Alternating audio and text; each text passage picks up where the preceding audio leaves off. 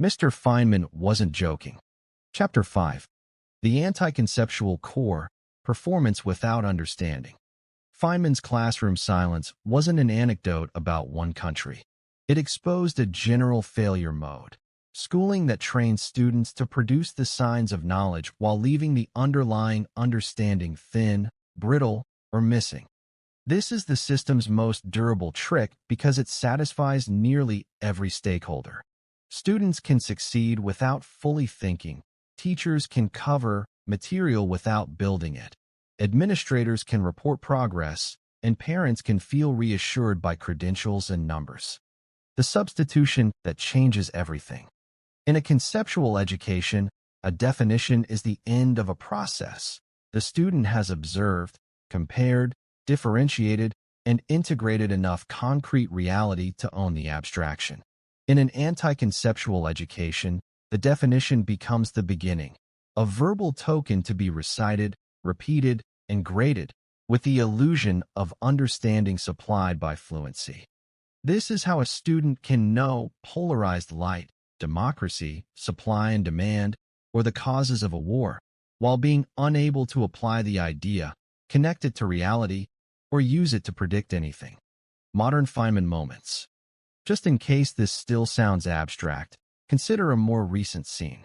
In a high-performing suburban high school, an AP economics class is reviewing technological changes in the Industrial Revolution. The teacher asks, which innovation had the greatest economic impact in this period and why? Pens start flipping through notebooks, not minds scanning reality.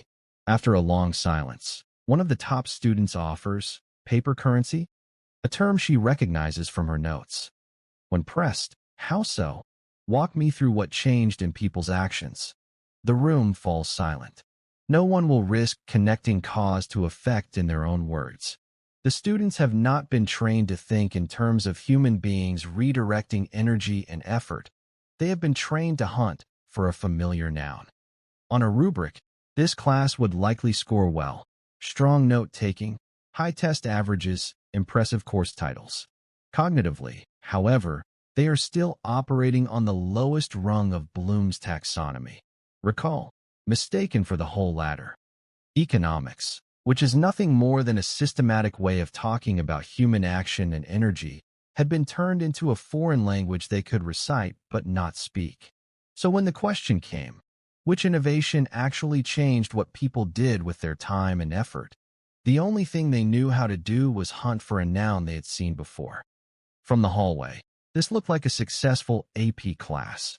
From inside the room, it looked like Feynman's classroom in Rio de Janeiro, rewritten for 2026.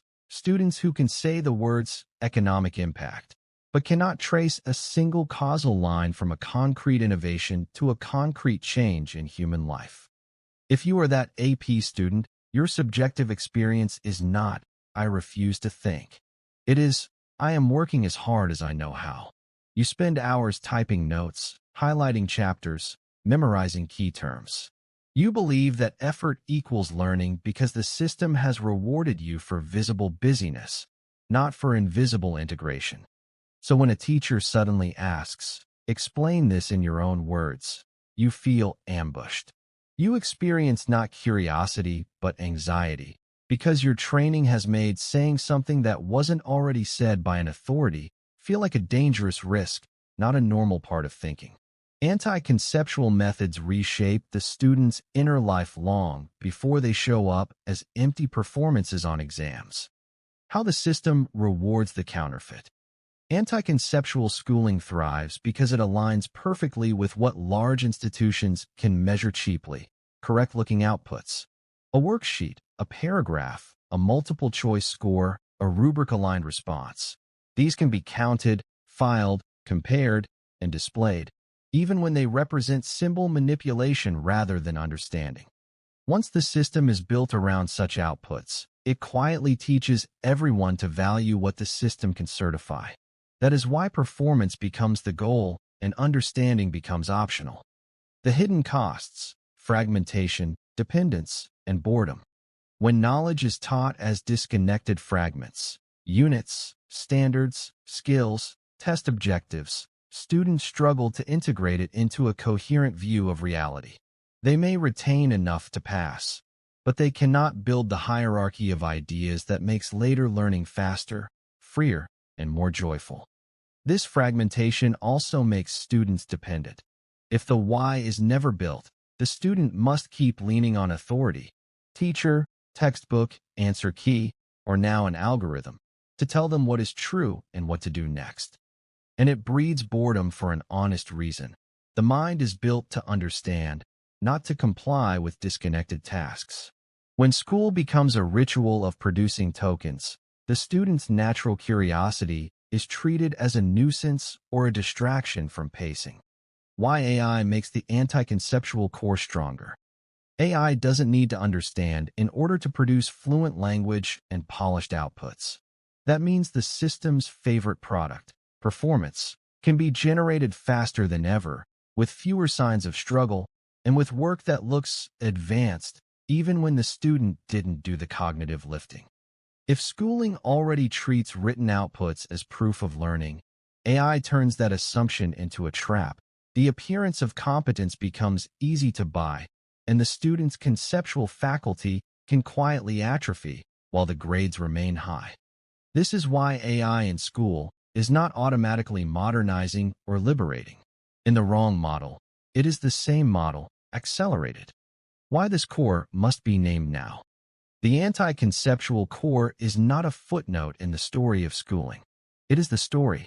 Without naming it explicitly, every reform conversation drifts back to surface fixes, new tests, new curricula, new training, poured into the same container.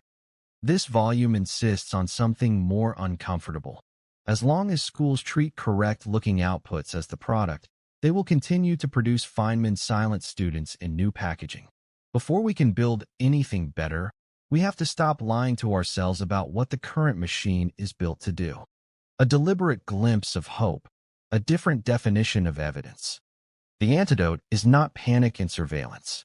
The antidote is redefining what counts as evidence of learning. In a conceptual approach, the student must demonstrate integration, explain a concept in their own words, connect it to concrete reality, apply it in a new context, and defend the reasoning chain when questioned.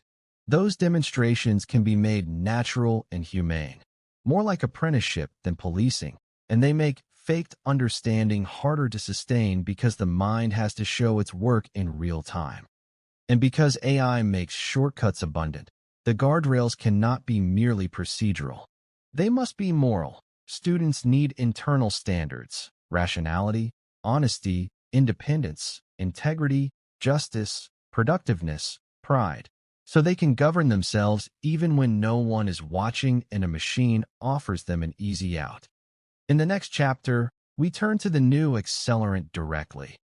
AI as amplifier, how it can either deepen the same substitutions Feynman saw, or, under a different philosophy, be constrained into a tool that serves conceptual development rather than replacing it.